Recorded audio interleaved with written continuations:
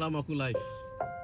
Ada satu adik tanya dengan aku, "Bang, aku di tempat kerja bang, bencinya aku dengan manajer aku.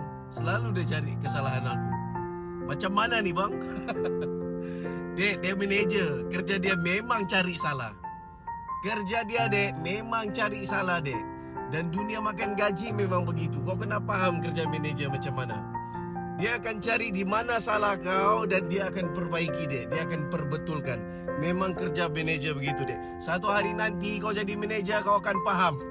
Kau akan faham kenapa kerja manajer, kerja supervisor cari kita punya salah. Sampai kita ni dah ada mood mau kerja. Hari-hari salah, hari-hari salah.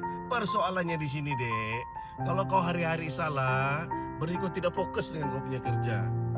Dan kerja dorang memang cari salah dan perbetulkan kesalahan kau tu. Ajar kau. Kalau hari-hari kau salah, hari-hari diajar. Wah dek, saya kasih tahu kau. Kalau kau jaga kandang babi pun babi boleh pengsan oh dek.